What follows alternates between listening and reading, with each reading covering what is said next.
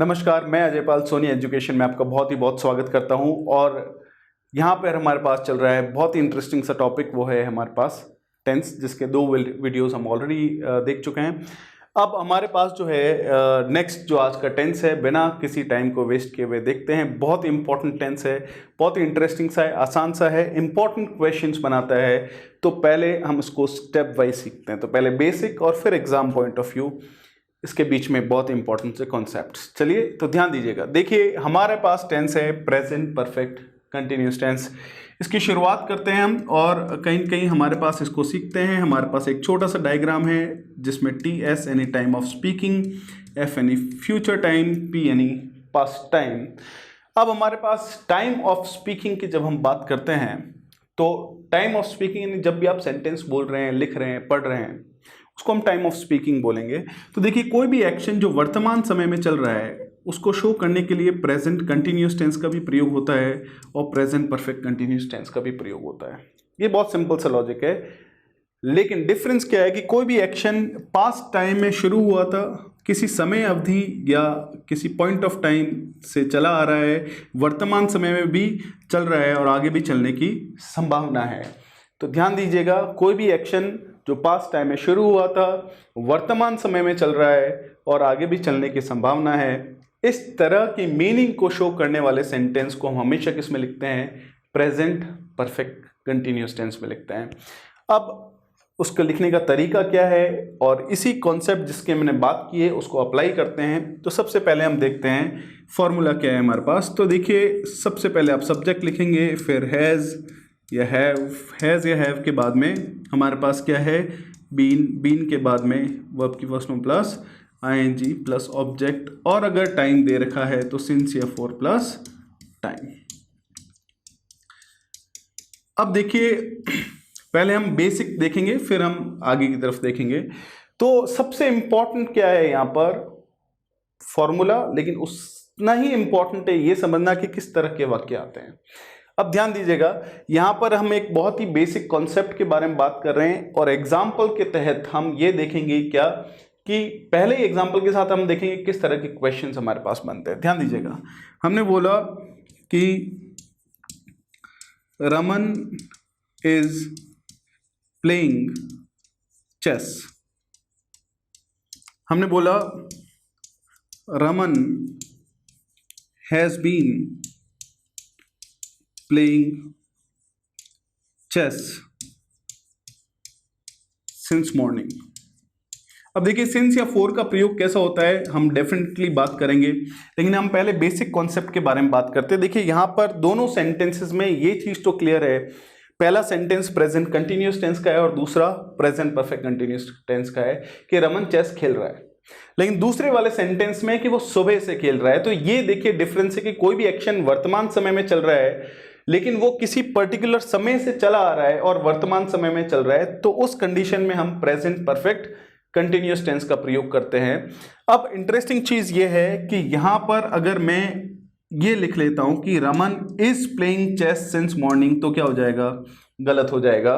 तो पहला क्वेश्चन यह बनता है कि सिंस या फोर प्लस टाइम है तो आप प्रेजेंट कंटिन्यूस टेंस नहीं लिख सकते, प्रेजेंट परफेक्ट कंटिन्यूस टेंस लिखना पड़ेगा, चाहे वो एरर है, चाहे वो फिल इन द ब्लैंक है, चाहे वो एरर हमारे पास सेंटेंस इंप्रूवमेंट का क्वेश्चन बनता है, किसी भी तरह का क्वेश्चन बनता है। आपको इस चीज को क्लियर रखना है, सिंपल रखना है, इंपॉर्टेंट है ये क्या कि सिंस या फोर प्लस टाइम है तो प्रेजेंट कंटिन्यूस टेंस नहीं होगा, प्रेजेंट परफेक्ट कंटिन्यूस टेंस होगा। और भी बड़े लेवल पे इस चीज को देखें तो सिंस या फोर प्लस टाइम है तो परफेक्ट कंटिन्यूस टेंस होगा, कंटिन्यूस टेंस नहीं होगा। मतलब कि अगर प्रेजेंट कंटिन्यूस टेंस है तो गलत है, प्रेजेंट परफेक्ट कंटिन्यूस टेंस आएगा। पास्ट कंटिन्यूस टेंस है तो गलत है, पास्ट परफेक्ट कंटिन्यूस टेंस आएगा। और फ्यूचर कंटिन्यूस टेंस है तो गलत है, फ्यूचर परफेक्ट कंटिन्यूस टेंस आएगा। ये पहला ही सवाल हमारे यहां पर बनता है, ये ध्यान रखें इस चीज को, ठीक है? क्लियर रखना है आपको। अब जो है हम बेसिक सेंटेंस स्ट्रक्चर की बात करते हैं। जैसे हमने सेंटेंस लिखा था कि Raman has been playing chess since morning. अब हमारे पास इंटरेस्टिंग चीज़ क्या है कि अगर इसका नेगेटिव बनाना है तो आपको हैज़ या हैव के बाद में क्या लगाना है, नॉट। तो ये ध्यान रखें कि बीन के बाद नहीं, बीन से पहले यहाँ पर नॉट लगेगा। एक छोटा सा कॉन्सेप्ट है। तो एक बार एक अफर्मेटिव सेंटेंस आपने बना दिया तो उससे नेगेटिव, इंटरोगेटिव, इंटरोगेटिव, नेगेटिव सब बनाना बहुत ही आसान है। जैसे इसमें और इसमें डिफरेंस क्या है कि आपने हैज़ के बाद में क्या लगा दिया, नॉट। अगर इंटरोगेटिव बनाना है तो आप बस इसको उठा के आगे ले आइए। तो हमारे पास क्या बन गया, हैज रमन। तो बीन को आपको वहीं रखना है, ठीक है, ये चीज ध्यान रखें। प्लेइंग चेस सिंस मॉर्निंग,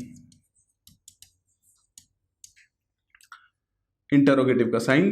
तो दुनिया में जितने भी प्रश्नवाचक वाक्य है, इंटरोगेटिव सेंटेंसेस है, सभी में हेल्पिंग वर्ब का यूज सब्जेक्ट से पहले होता है। इंटरोगेटिव नेगेटिव बनाना है तो उसको उठा के आगे ले आइए।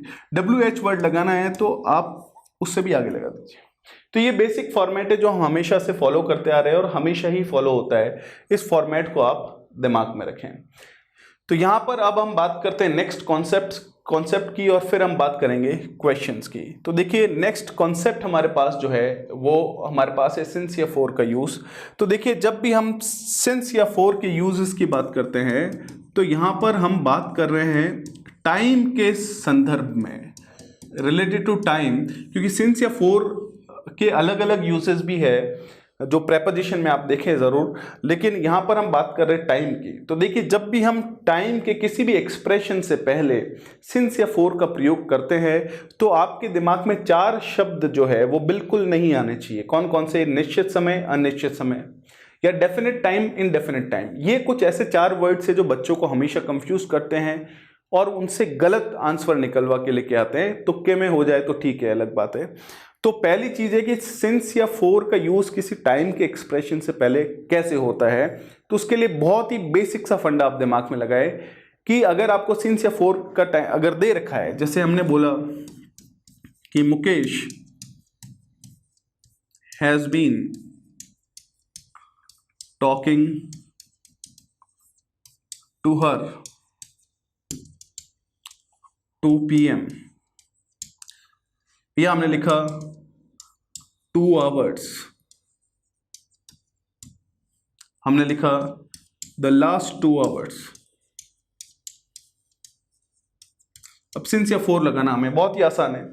तो यहां पर जो है एक चीज दिमाग में रखें कि कोई भी कार्य कब शुरू हुआ था, उसके शुरू होने का स्टार्टिंग पॉइंट ऑफ टाइम, क्या, स्टार्टिंग पॉइंट ऑफ टाइम, यानी कोई भी कार्य कब शुरू हुआ था उसका स्टार्टिंग पॉइंट ऑफ टाइम अगर आपको दे रखा है तो आप हमेशा क्या लगाएंगे, सिंस।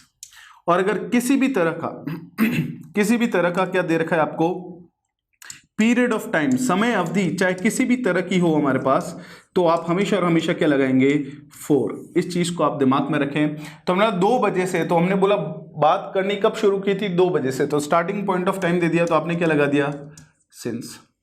फिर हमने 2 घंटे से बात कर रहे हैं, 2 घंटे या पिछले 2 घंटे, दोनों क्या है हमारे पास, समय अवधि है। तो बहुत सारे लोग बोलते हैं कि पिछले 2 घंटे से बात कर रहे हैं, तो अभी तो 4 बजे हैं और 2 बजे से बात कर रहे हैं। तो देखिए 2 बजे आपको नहीं दिया हुआ है, आपको तो दिया हुआ है पिछले 2 घंटे, तो वो क्या है, समय अवधि है।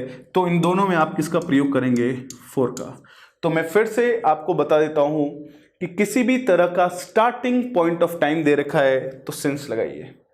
कि हम जुलाई से पढ़ रहे हैं, तो कब से पढ़ रहे हैं, जुलाई। जुलाई क्या है, पॉइंट है जहां से हमने पढ़ना शुरू किया था। हमने बोला 2018 से पढ़ रहे हैं हम, तो 2018 से पढ़ रहे हैं, तो कौन से समय शुरू किया था, 2018, तो वो हमारे पास क्या हो गया, time, starting point of time हो गया। तो क्या लगा दिया हमने, सिंस।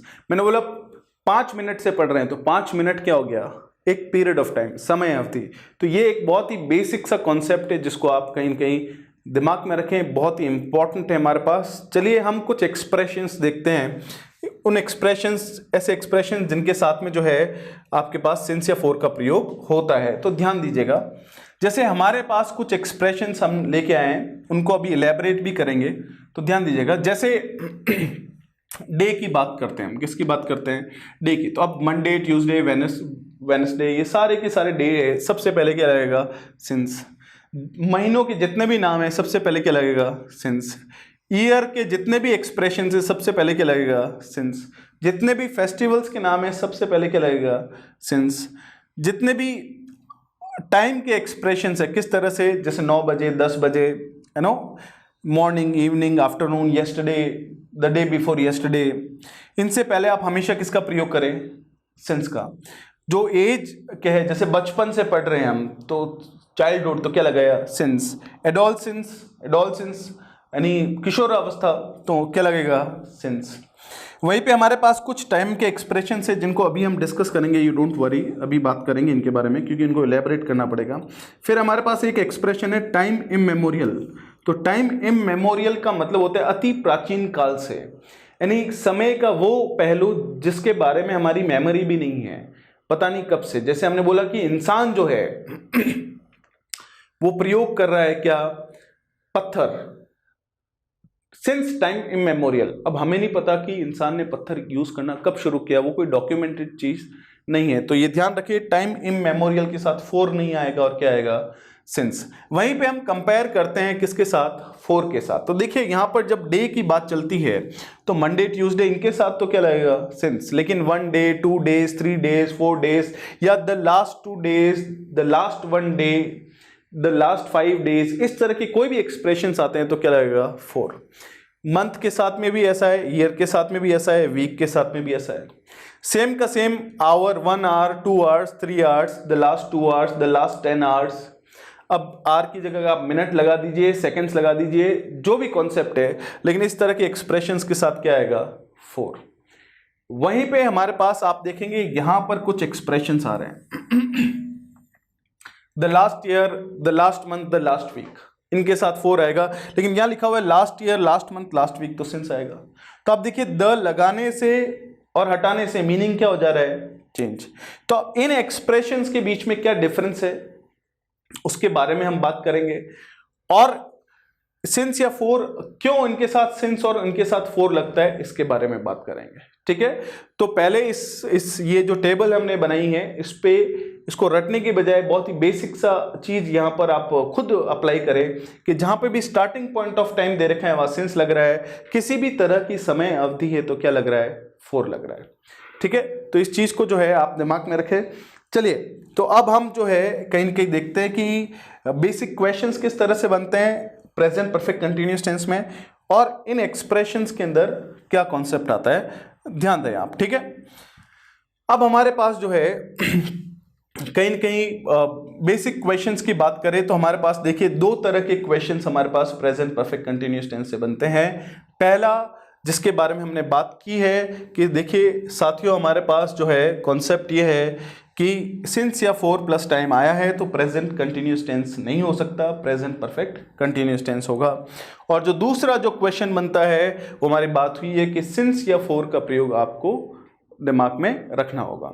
एक और थर्ड क्वेश्चन हमारे पास बनता है स्टेटिव वर्ब के रिलेटेड, तो उसके लिए प्लीज आगे आने वाले वीडियोस जब टेंस खत्म होगा फ्यूचर परफेक्ट कंटिन्यूअस टेंस, उसके बाद हमारा एक वीडियो है जिसके अंदर हमने स्पेशली स्टेटिव वर्ब से रिलेटेड किस तरह के क्वेश्चंस आते हैं वो डाला है, उसको जरूर देखें आप। बहुत ही इंपॉर्टेंट क्वेश्चन है, बनाता है, लेकिन उसके लिए पूरा एक लॉजिक यूज होता है जिसके लिए हमें टेंस पढ़ना जरूरी है पहले। अब हम बात करते हैं expressions, last year, last week, last month, इस तरह के जो एक्सप्रेशंस है। तो हमारे पास देखिए एक्सप्रेशन है लास्ट वीक और हमारे पास एक्सप्रेशन है द लास्ट वीक। तो देखिए लास्ट वीक का मतलब बहुत ही सिंपल सा है। लास्ट वीक का मतलब होता है पिछला, हिंदी में मैं आपके लिए लिख रहा हूं, सप्ताह जो सोमवार से शुरू हुआ था।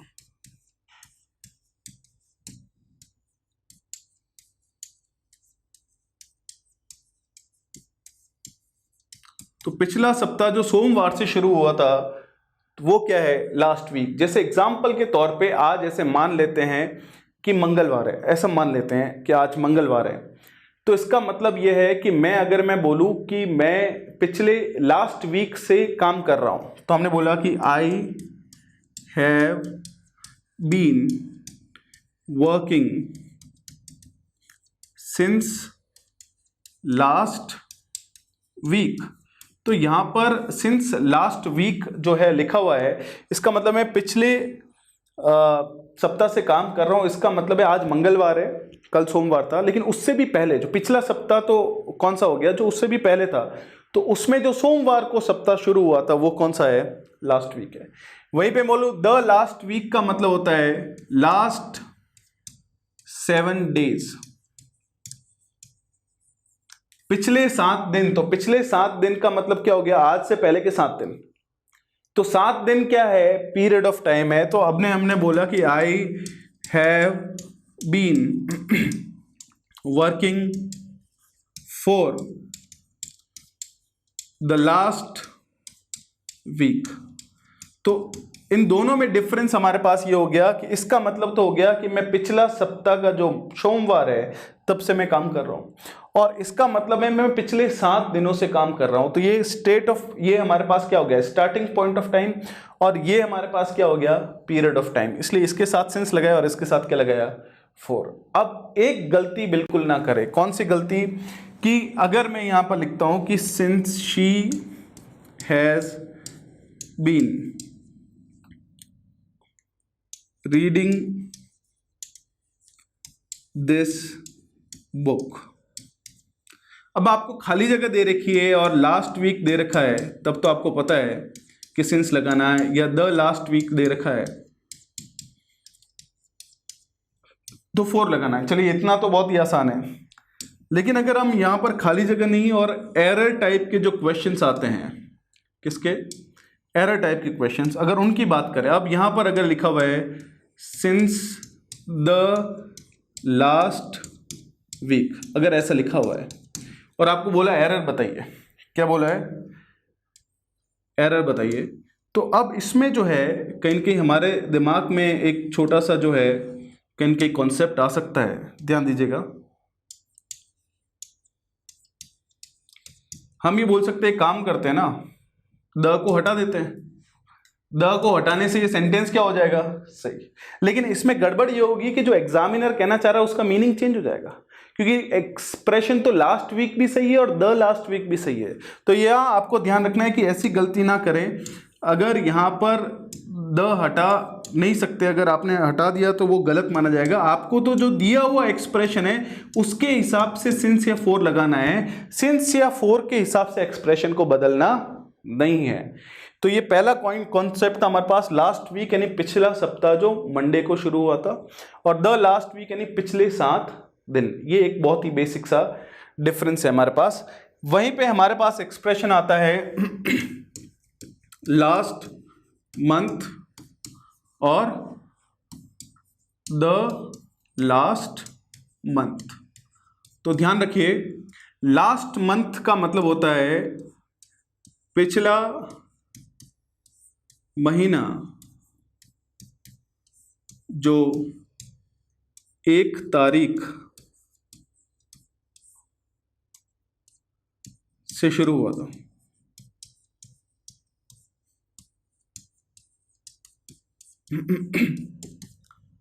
और इसका मतलब होता है पिछले 30 दिन, लास्ट 30 डेज। तो देखिए बहुत ज्यादा डिफरेंस है। जैसे ऐसा मान लेते हैं कि अभी अगस्त चल रहा है, हमने बोला लास्ट मंथ, इसका मतलब ये हो गया कि 1 जुलाई से जो महीना शुरू हुआ था वो हमारे क्या है, लास्ट मंथ है। और द लास्ट मंथ यानी पिछले 30 दिन। तो आप देख सकते हैं ये समय अवधि को बता रहा है और ये स्टार्टिंग पॉइंट ऑफ टाइम को दिखा रहा है। जैसे हमने बोला कि Rakesh has been studying since last month, और अगर हम यहां पर द लास्ट मंथ लगा देते हैं तो उसका मीनिंग जो है वो क्या हो जाएगा, चेंज हो जाएगा, और यहां पर क्या आ जाएगा, फॉर। तो हमने बोला Rakesh has been studying since last month, तो इसका मतलब ये हो गया कि राकेश ने 1 जुलाई से पढ़ना शुरू किया था, 1 जुलाई से पढ़ रहा है। अगर ऐसा मान लेते हैं कि अगस्त का महीना है, तो अब महीना चेंज होगा तो आप कॉन्सेप्ट चेंज कर सकते हैं, कॉन्सेप्ट नहीं मतलब कि टाइमिंग चेंज कर सकते हैं। और मैं बोलूं कि Rakesh has been studying for the last month, तो इसका मतलब हमारे पास हो गया कि राकेश पिछले 30 दिनों से पढ़ रहा है। तो ये देखिए बहुत ही बेसिक सा डिफरेंस है हमारे पास। डिफरेंस को जानने के बाद ये भी दिमाग में रखें कि इस एक्सप्रेशन के साथ 4 आएगा और इस एक्सप्रेशन के साथ सिंस आएगा, राइट। उसी तरह से हमारे पास एक्सप्रेशन आता है लास्ट ईयर और द लास्ट ईयर। अब हमारे पास पॉइंट है कि लास्ट ईयर का मतलब है पिछला साल,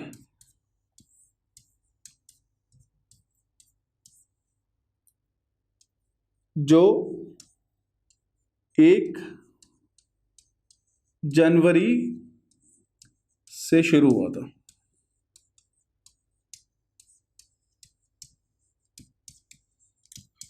और इसका मतलब है पिछले 365 दिन। तो साथियों यही हमारे पास कॉन्सेप्ट है कि ये एक स्टार्टिंग पॉइंट ऑफ टाइम को दिखाता है और ये हमारे पास जो है कहीं ना कहीं एक पीरियड ऑफ टाइम को दिखाता है। तो इसके साथ क्या आएगा, सिंस या 4 में से सिंस, और इसके साथ क्या आएगा हमारे पास 4, है ना। तो बहुत ही सिंपल सा है। जैसे एग्जांपल के तौर पे हमने बहुत ही बेसिक सा कॉन्सेप्ट देखा। जैसे हमने बोला कि Mahesh has been teaching since last year, तो इसका मतलब है महेश पिछले साल से पढ़ा रहा है, मतलब कि पिछला साल, जैसे अगर 2020 चल रहा है तो 1 जनवरी 2019 से पढ़ा रहा है। इसका इनडायरेक्टली मीनिंग ये हो गया। और अगर मैं बोलूं Mahesh has been teaching for the last year, इसका मतलब महेश पिछले 365 दिनों से पढ़ा रहा है। तो ये हमारे पास जो है कॉन्सेप्ट है, इनका ध्यान रखें आप, सिंस या 4 के कुछ एक्सप्रेशंस का। अब हमारे पास जो आता है नेक्स्ट टेंस, वो एक बहुत इंपॉर्टेंट टेंस है, इंपॉर्टेंट क्वेश्चंस बनाता है, बहुत ही आसान है अगर हम इसको स्टेप वाइज पढ़ें। और नेक्स्ट जो टेंस है हमारे पास वो आता है हमारे पास सिंपल पास्ट टेंस। तो हमारे पास सिंपल पास्ट टेंस की अगर हम बात करें तो सबसे पहले हम समझते हैं कि सिंपल पास्ट टेंस किस तरह के वाक्यों के लिए यूज किया जाता है। पहले बेसिक, फिर वही स्टेप वाइज हम आगे बढ़ते रहेंगे। तो बेसिक ये कहता है कि दुनिया के ऐसे सारे के सारे सेंटेंसेस जिसमें ये शो होता है कि कोई भी एक्शन, कोई भी कार्य पास्ट टाइम में हुआ था, उसको शो करने के लिए हम किसका यूज करते हैं, सिंपल पास्ट टेंस का। क्योंकि ये सबसे इंपॉर्टेंट चीज है क्या, कि कौन से टेंस में किस तरह के वाक्य आते हैं। तो हमने बोला कि इसको लिखने का तरीका क्या होगा कि सब्जेक्ट के जस्ट बाद में वर्ब की सेकंड फॉर्म प्लस ऑब्जेक्ट। तो देखिए यहाँ पर एक टेंस में बहुत इंपॉर्टेंट चीज एग्जामिनेशन पॉइंट ऑफ व्यू से आती है, वो होती है डिटेक्ट करना। तो कोई भी सेंटेंस लिखा हुआ है तो उसका आपको जो है कहीं की टेंस पता करना भी बहुत इंपॉर्टेंट चीज है। आपने देखा सब्जेक्ट के जस्ट बाद में मेन वर्ब आई है, तो 2 ही टेंस हो सकते हैं, सिंपल प्रेजेंट या सिंपल पास्ट। अगर वर्ब की फर्स्ट फॉर्म है तो सिंपल प्रेजेंट टेंस है, और वर्ब की फर्स्ट फॉर्म नहीं है तो 100% वर्ब की सेकंड फॉर्म ही होगी, सिंपल पास्ट टेंस होएगा। ठीक है, तो ये टेंस की जो है कहीं न कहीं आप इस चीज को दिमाग में रखें, टेंस की पहचान को भी दिमाग में रखें। फिर हमारे पास जैसे एग्जाम्पल के तौर पे हमने बोला कि मैं कल उदयपुर गया था, तो मैं कल उदयपुर गया था, इसका मतलब कोई भी एक्शन पास्ट टाइम में हुआ था, इसका मतलब लिखने के लिए कौन सा टेंस यूज किया जाएगा, सिंपल पास्ट टेंस। सबसे पहले आपके दिमाग में इस तरह से कॉन्सेप्ट आना चाहिए। फिर उसको लिखने का तरीका कैसा होगा, तब हमारे पास आना चाहिए क्या, फॉर्मूला। तो हमने बोला सबसे पहले सब्जेक्ट, फिर मेन एक्शन कौन सा हुआ, जाना, जाना यानी गो, गो की सेकेंड फॉर्म क्या है, गो। हमेशा याद रखिए गो के बाद में जहां पर भी जाने की बात चलती है उस जगह का नाम दिया हुआ है तो हमेशा क्या आएगा, टू। इस चीज को ध्यान रखें। और कोई भी सेंटेंस में टाइम और प्लेस अगर दोनों आए हैं तो हमेशा याद रखेंगे पहले प्लेस आएगा फिर टाइम आएगा, प्लेस और फिर टाइम। और सामान्यतः टाइम का एक्सप्रेशन सेंटेंस के लास्ट में आता है। अगर आप टाइम के एक्सप्रेशन पे जोर देना चाहते हैं तो उसको सेंटेंस की स्टार्टिंग में भी लिख सकते हैं। आप ये भी लिख सकते हैं yesterday I went to Udaipur, गलत नहीं माना जाएगा उसको। अब हम बात करते हैं एक बहुत ही इंपॉर्टेंट चीज पे। जब हमने टेंस की शुरुआत की थी तो हमने बात की थी हेल्पिंग वर्ब और मेन वर्ब। तो यहां देखिए मेन वर्ब तो है लेकिन हेल्पिंग वर्ब नहीं है। अब हम ये कहना चाह रहे हैं, ध्यान से सुनिएगा, कि सिंपल पास्ट टेंस के जो सकारात्मक वाक्य अफर्मेटिव सेंटेंसेस ऐसे होते हैं, इसमें सब्जेक्ट के जस्ट बाद में वर्ब की सेकेंड फॉर्म आती है। हेल्पिंग वर्ब का प्रयोग सामान्यतः नहीं होता, लेकिन अगर हम करना चाहे तो कर सकते हैं, और वो हेल्पिंग वर्ब होती है डिड। अगर हम करना चाहे तो कर सकते हैं कब? जब हम वर्ब पे जोर देना चाहते हैं, और जब भी सेंटेंस में हेल्पिंग वर्ब डिड आती है तो उसके बाद में मुख्य क्रिया हमेशा वर्ब की फर्स्ट फॉर्म आती है, और हमेशा याद रखिए उसके साथ एस ई एस या ई एस नहीं लगता। तो अब हमने बोला कि इन दोनों में डिफरेंस क्या है, तो हमने बोला देखिए ग्रामेटिकली दोनों सही है, ग्रामेटिकली दोनों क्या है, सही है। अब हमारे पास पॉइंट है कि डिफरेंस क्या है, तो हमने बोला ये एक जनरल सेंटेंस है, सामान्य सेंटेंस है। ये आप तभी प्रयोग करते हैं जब आप वर्ब पे जोर देना चाहते हैं। जैसे एग्जांपल के तौर पे मैंने कहा कि मैं कल उदयपुर गया था, तो सामने वाला बोला सच बताओ गए थे क्या, तो मैंने बोला हाँ, या फिर मैंने बोला मैं कल उदयपुर गया था। आप वर्ब पे क्या देना चाहते हैं, जोर। अब स्पोकन की इंग्लिश की बात करते हैं, या जो भाषा हम बोल चाल में है उसमें तो चलिए हमारे भावों से समझ में आ जाता है कि वर्ब पे जोर दिया जा रहा है, लेकिन लिखित में कैसे समझ में आएगा? और इसी चीज को समझाने के लिए हमारे पास कॉन्सेप्ट है लिखित में। तो दोनों सेंटेंस सही है, ये सामान्य है, और ये जब आप वर्ब पे जोर देना चाहते हैं। जब भी आप एक नेगेटिव सेंटेंस बनाना चाहते हैं तो आप क्या करेंगे, हेल्पिंग वर्ब के बाद क्या लगाएंगे, नॉट। तो हमने बोला I did not go to Udaipur yesterday।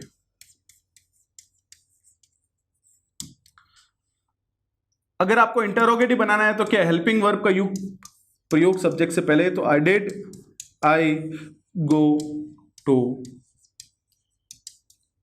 Udaipur yesterday। आपको इंटरोगेटिव नेगेटिव बनाना है तो उसको आगे ले आइए, तो क्या हो गया, did I not go to Udaipur yesterday।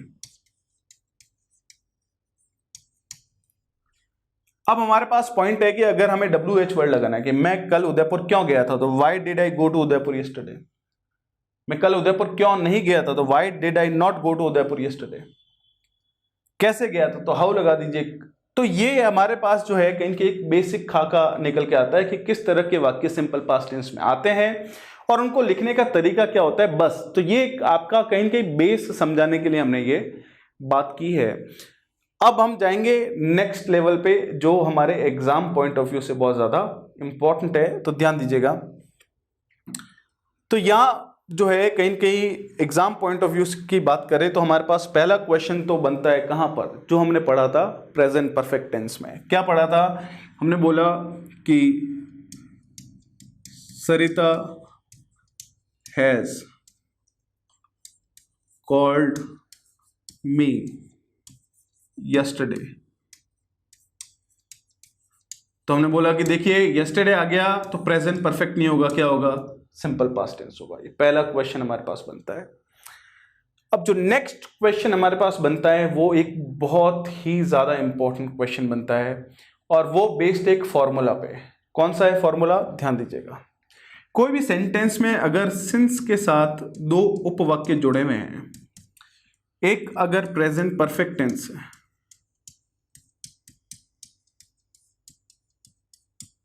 या फिर प्रेजेंट परफेक्ट कंटिन्यूअस है, तो सिंस के बाद हमेशा सिंपल पास्ट टेंस आएगा। ये फॉर्मूला आपको याद कर लेना है, बहुत ही आसान सा है। तो हमने बोला ये कैसे, सिंस के बाद तो टाइम आता है। हमने बोला या तो टाइम आएगा या फिर कोई आपको उपवाक्य दे रखा होगा, क्लॉज दे रखा होगा। जैसे हमने बोला I have not seen him since he went to Bombay, Mumbai भी लिख सकते हैं आप। तो यहां पर आप देख सकते हैं कि सिंस के साथ दो उपवाक्य जुड़े हुए हैं, एक प्रेजेंट परफेक्ट है या प्रेजेंट परफेक्ट कंटिन्यूअस है, तो दूसरा हमेशा और हमेशा कौन सा है, सिंपल पास्ट टेंस है। यहां पर आपको क्वेश्चन खाली जगह में भी दिया जा सकता है, जैसे इस तरह से आपको दिया जा सकता है कि आप बताइए कि कौन सा टेंस लिखेंगे। आपको वर्ब की फॉर्म दे रखी है, गो लिखेंगे, इज गोइंग लिखेंगे, वॉज गोइंग लिखेंगे, वेंट लिखेंगे। तो आपको इस तरह के क्वेश्चंस में क्या करना है, ये फॉर्मूला दिमाग में रखना है। फिर जहां पे भी ये फॉर्मूला इस तरह से अप्लाई होता है दिखाई देता है, तो सबसे पहले आपको ये देखना है कि अच्छा सिंस के साथ दो उपवाक्य जुड़े हुए हैं, तो जो खाली जगह वाला है उसको छोड़ दीजिए, जो अपने आप में पूरा लिखा हुआ है उसका टेंस पता कीजिए। और यही बात आती है टेंस की पहचान की। हमने देखा हैव के बाद में वर्ब की थर्ड फॉर्म है, मतलब प्रेजेंट परफेक्ट टेंस है। इसका अंडरस्टूड है कि सिंस के बाद में कौन सा टेंस आएगा, सिंपल पास्ट टेंस। आपके दिमाग में जैसे ही आता है सिंपल पास्ट टेंस, आपके दिमाग में आना चाहिए सब्जेक्ट के बाद में वर्ब की सेकेंड फॉर्म। तो देखिए दिमाग ऐसे ही काम करेगा, लेकिन वो करेगा कैसे, आपको थोड़ी इसमें प्रैक्टिस का एक बहुत महत्वपूर्ण रोल है। तो ये एक फॉर्मूला जो है आप कहीं के दिमाग में रखें, या इधर खाली जगह इधर दिया हुआ है और इधर खाली जगह दे रखी है, तो आपको दिमाग में रखना है ये चीज। इस फॉर्मूले के बाद हम आते हैं एक और बहुत ही महत्वपूर्ण कॉन्सेप्ट पे, जो कहीं न कहीं सिंपल पास्ट टेंस से जुड़ा हुआ है। और मैं आपको बताता हूँ, इससे भी बहुत बार एग्जाम में अलग अलग जगह क्वेश्चंस बने हैं। तो पहले हम इस कॉन्सेप्ट को समझते हैं, ठीक है। यहां पर हम बात करेंगे मूड ऑफ सपोजिशन की। अब आप बोलेंगे मूड ऑफ सपोजिशन क्या है।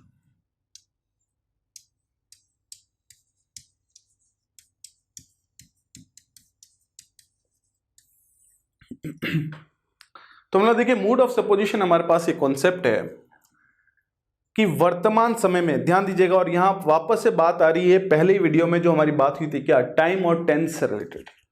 टाइम और टेंस से रिलेटेड जो बात हुई थी उसको हम यहां अप्लाई करेंगे कि ऐसा हमेशा जरूरी नहीं है कि प्रेजेंट टाइम की बात चल रही है तो हमेशा ही प्रेजेंट का कोई टेंस यूज होगा, ठीक है। ध्यान दीजिएगा, यहां पे हमारे पास ये है कि अगर ऐसा मान लेते हैं कि वर्तमान समय में, प्रेजेंट टाइम यानी जब आप वीडियो देख रहे हैं, हमारी बातचीत चल रही है इस समय में, ऐसा मान लेते हैं कि आपको एक बहुत ही इंपॉर्टेंट जो है इंफॉर्मेशन, सूचना जो है 50 किलोमीटर दूर पहुंचानी है, लेकिन फोन, इंटरनेट, गाड़ी, घोड़ा, गधा, कोई भी तरह का साधन नहीं है।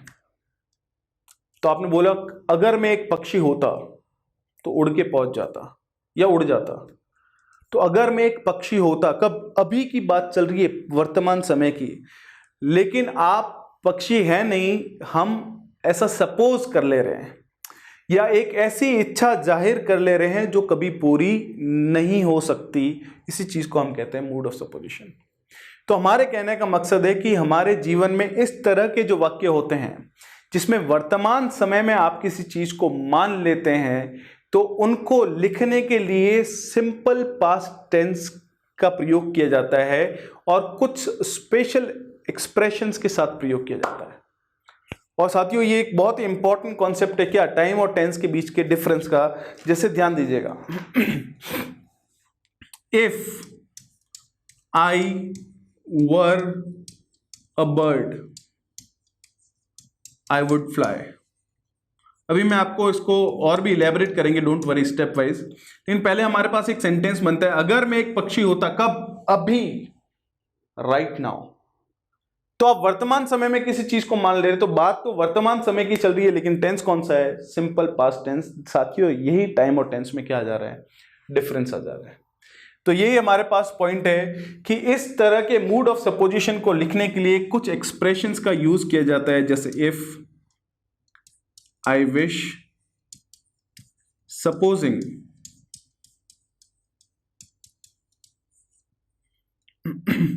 As if, as though, it is time, it is high time। ये कुछ एक्सप्रेशन है, आप ये फॉर्मूला दिमाग में रखेंगे। अगर कोई भी वाक्य में, अभी देखिए इनके अंदर जैसे इफ वाले कॉन्सेप्ट में आगे जाके कुछ बदलाव भी होंगे, लेकिन अभी ये बेसिक चीज की बात कर रहे हैं। कोई भी सेंटेंस में इनमें से कोई भी वाक्य आया है, कोई भी एक्सप्रेशन आया है और उसके बाद दिया हुआ है सब्जेक्ट, जैसे इफ के बाद में क्या है यहाँ पे, आई, और उस सब्जेक्ट के बाद में अगर आपको मुख्य क्रिया पूछी गई है तो हमेशा क्या आएगी, वर्ब की सेकेंड फॉर्म। अगर आपको इज, एम, आर, वॉज या वर में से पूछा गया है तो हमेशा और हमेशा वर आएगा, चाहे आपका सब्जेक्ट एक वचन हो, चाहे आपका सब्जेक्ट बहुवचन हो। और यही एक ऐसा कॉन्सेप्ट है जिसमें आई के साथ में भी वर आता है, क्योंकि सामान्यतः आई के साथ वॉज ही आता है, सिर्फ इसी कंडीशन में वर आता है। ये चीज आप दिमाग में रखें। तो ये फॉर्मूला आपको दिमाग में रखना है। चलिए हम कुछ एग्जांपल्स देखते हैं, ध्यान दीजिएगा। हमने बोला he talks as if he were the prime minister. जैसे एक इंसान है, आपके आसपास रहता है, वो बात बात पे बोलता रहता है मित्रों मित्रों मित्रों। आपने बोला बात तो ऐसे करता है जैसे प्रधानमंत्री हो, तो क्या वो प्रधानमंत्री है? नहीं। तो आपने क्या किया, आपने मान लिया है, सपोज कर लिया है कि बात तो ऐसे करता है जैसे प्रधानमंत्री हो, इसका मतलब है नहीं। तो एज इफ के बाद सब्जेक्ट है, सब्जेक्ट के बाद में हमने क्या लिखा है, वर। तो एज इफ के बाद में ही के साथ सामान्यतः वॉज ही आता है, लेकिन इस कंडीशन में हमने क्या लिखा है, वर। जैसे एग्जाम्पल के तौर पे हमने बोला आई विश ही हेल्प्ड अस। जैसे एग्जाम्पल के तौर पे अभी मदद की जरूरत है, कोई नहीं है, दूर एक इंसान है, लेकिन मैं ऐसा सोच रहा हूं कि आई विश ही हेल्प्ड अस, या हम 2-3 लोग हैं, हमारी मदद करें, ऐसा मैं इच्छा करता हूं, ऐसे मेरी कामना है। तो इसका मतलब मैं ऐसा मान ले रहा हूं, सच्चाई में ऐसा नहीं है। जैसे एग्जाम्पल के तौर पे हमने बोला कि if Sanjay were a doctor he would help the poor। मतलब अगर संजय एक डॉक्टर हो तो वो लोगों की मदद करे। तो अगर संजय एक डॉक्टर हो कब, अभी, लेकिन है नहीं वो, ऐसा मान लिया गया है। जैसे हमने बोला supposing you were a king,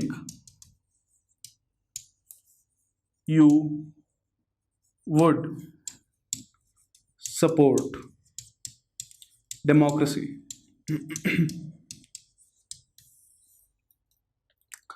ऐसा मान लेते हैं कि तुम एक राजा हो, है तो नहीं, मान लेते हैं, तो तुम डेमोक्रेसी, लोकतंत्र को सपोर्ट करोगे, राजाशाही छोड़ देंगे, क्योंकि लोकतंत्र ही सबसे शानदार है, हम बराबर है सारे।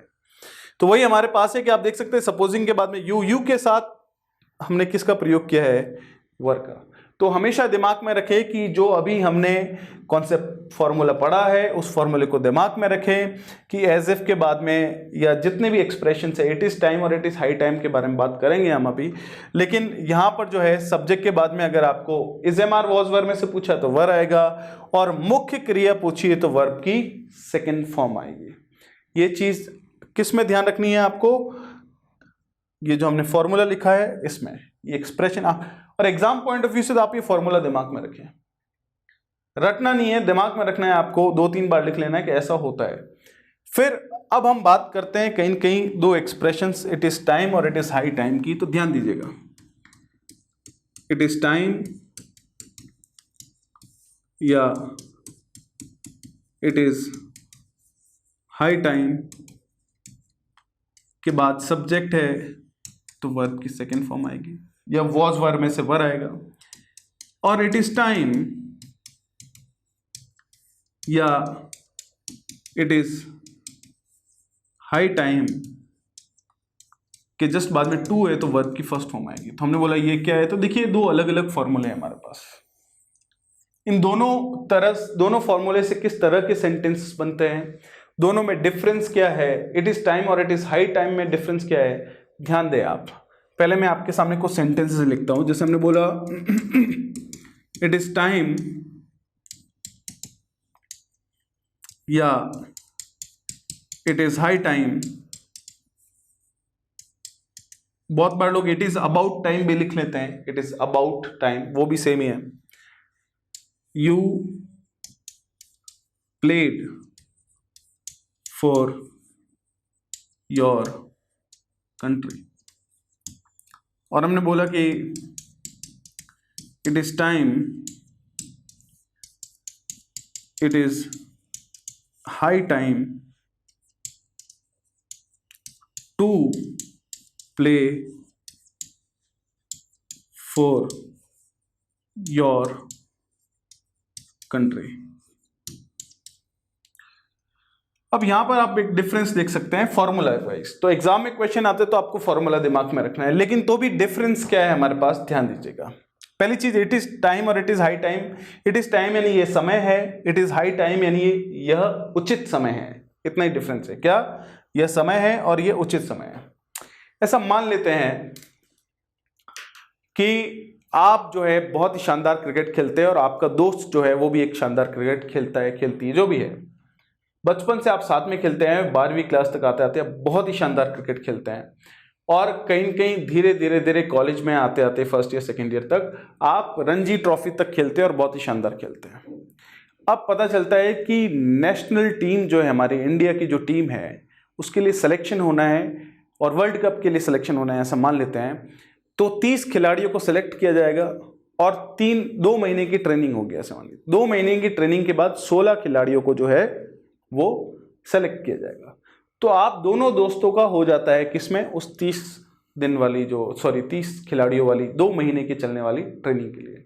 जब 2 महीने की ट्रेनिंग खत्म हो जाती है तो आपके दोस्त का हो जाता है और आपका नहीं होता, ऐसा मान लीजिए, या आपका हो जाता है आपका दोस्त का नहीं हो जाता, जो भी मानना है आपको, मान लीजिए। अब जो है इंडिया जो है वर्ल्ड कप खेलने के लिए चली जाती है। तो एक दोस्त जो अपनी टीम के साथ है, दूसरा इंसान जो है वो कहीं की अपने घर आ जाता है वापस। ऐसा मान लेते हैं कि इंडिया पाकिस्तान का मैच चल रहा है। मैच से पहले लोग ड्रेसिंग रूम में टीम बैठती है, ड्रेसिंग रूम में टीम बैठी हुई है, 16 प्लेयर्स है, कोच है। अब बाहर जाना है उनको और मैच खेलना है। तो कोच ने कहा कि ये मैच कोई भी तुम्हारे हाथ से नहीं छीन सकता, तुम्हें पूरी मेहनत करनी पड़ेगी, ये समय है बाहर अपने देश के लिए खेलने का। तो वहां पर वो कोई मूड ऑफ सपोजिशन की बात नहीं कर रहा है, वहां पर वो कोच असलियत बता रहा है कि ये समय है खेलने का तुम्हारे देश के लिए। तो कोच ने बोला it is time to play for your country, second वाला, या it is high time to play for your country. तो इस सेंटेंस में किसी भी तरह के आप कह सकते सपोज करने वाले या मानने वाले कॉन्सेप्ट की बात नहीं चल रही है। तो आप दिमाग में एक इमेज बना सकते हैं कि एक ऐसा मान लेते हैं कि अभी की बात चल रही है, आप उन 16 प्लेयर्स में से एक है और आपको कोच बोल रहा है बाहर जाइए खेलिए, ये अपने देश के लिए खेलने का समय है। तो ये सेकंड वाला सेंटेंस हो गया, कोई मूड ऑफ सपोजिशन नहीं है। अब दूसरा, ऐसा मान लेते हैं कि दूसरा हम लोग बैठे हुए हैं घर पे, आप भी हमारे साथ बैठे हुए, सामने टीवी है, बड़ी स्क्रीन पे मैच शुरू होने वाला है। मैच शुरू होने वाला है लेकिन आप तो घर पे है, आप वहां ड्रेसिंग रूम में या उस जगह पर नहीं है, टीम के मेंबर नहीं है। तो जैसे ही मैच शुरू होने वाला होता है उस समय मैं या हम लोग आपसे बोलते हैं कि ये समय है तुम अपने देश के लिए खेलते, इसको अलग खेल नहीं रहे हो, मान लिया है कि खेलते, ये उचित समय है कि तुम अपने देश के लिए खेलते। तो यहां पर आप देख सकते हैं कि फर्स्ट वाला सेंटेंस आ जाएगा, it is time you played for your country, या it is high time you played for your country. तो यही हमारे पास है कि इस तरह के सेंटेंसेस में डिफरेंस, ये थोड़ा डीप में चले गए हम, लेकिन तो भी एग्जाम पॉइंट ऑफ व्यू की बात करें तो ये फॉर्मूले जो है आप अपने दिमाग में जरूर रखें, ये बहुत ही इंपॉर्टेंट फॉर्मूले है। और यहाँ पर जो है हमारे पास जो है सिंपल पास्ट टेंस का एक बहुत ही महत्वपूर्ण कॉन्सेप्ट जो है वो कहीं कहीं ख़त्म होता है, और उसके लिए आपको दिमाग में रखना है ये फॉर्मूला, ठीक है, मूड ऑफ सपोजिशन से रिलेटेड।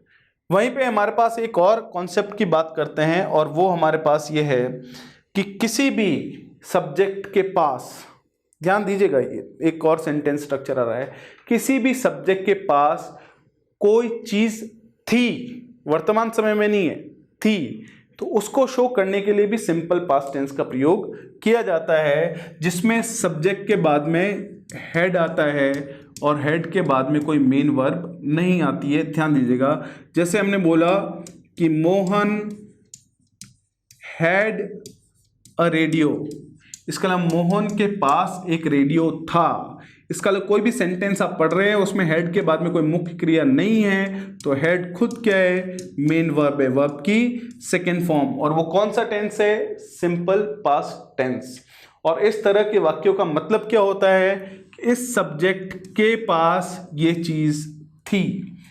इस तरह के वाक्यों का अगर आपको नेगेटिव बनाना है तो हेड के बाद में नॉट गलती से भी ना लगाएं, क्योंकि ये सिंपल पास्ट टेंस में अभी हमने सीखा है थोड़े टाइम पहले कि नेगेटिव कैसे बनाते हैं, डिड नॉट लगा कर। तो did not have a radio, तो आपने बोला ये हैव कहाँ से आया, तो हमारे पिछले वीडियो में बात हुई है, कोई भी सेंटेंस में डू, डज या डिड के बाद में आपको पूछा है कि हैज़ आएगा, हैव आएगा या हैड आएगा, तो आप हमेशा याद रखें सिर्फ और सिर्फ क्या आएगा, हैव। चाहे आपका सब्जेक्ट एक वचन है, चाहे आपका सब्जेक्ट बहुवचन है। इंटरोगेटिव बनाना है तो क्या आ जाएगा, did Mohan have a radio. तो आपने कुछ नहीं किया है, हेल्पिंग वर्ब को सब्जेक्ट से पहले लिखा है, जो कि क्या है, डिड। इंटरोगेटिव नेगेटिव, तो did Mohan not have a radio. WH word लगाना है तो आप यहां लगा दीजिए, मोहन के पास रेडियो क्यों था, तो वाई, कब था तो व्हेन, कहां था तो वेयर। तो ये भी ध्यान रखिए कि इस तरह का सेंटेंस आता है आपके दिमाग में कि कोई भी इंसान के पास कोई चीज थी तो सिंपल पास्ट टेंस। जैसे एग्जांपल के तौर पे मैं बोलूं कि मेरे पास एक कार थी, तो I had a car, you know. आपके पास एक किताब थी तो यू हैड अ बुक। और इस तरह के वाक्य हमेशा दिमाग में रखें, किस में आते हैं, सिंपल पास्ट टेंस में आते हैं। ठीक है, तो ये हमारे पास था सिंपल पास्ट टेंस। आगे के जो वीडियो है जिसके अंदर पास्ट के और भी टेंसेस की बात करेंगे, तो उसमें पास्ट परफेक्ट कंटिन्यूस टेंस के बाद हमारा एक सेक्शन चलेगा जिसके अंदर हम कुछ एक्सरसाइज की बात करेंगे, कुछ क्वेश्चंस की बात करेंगे। उन्हें आप ज़रूर देखें, क्योंकि विदाउट प्रैक्टिस और विदाउट क्वेश्चंस को समझे हुए चीज़ें आसान नहीं होती। ठीक है, तो नेक्स्ट वीडियो में जल्दी मिलेंगे। Have a lovely time, thank you so much, take care.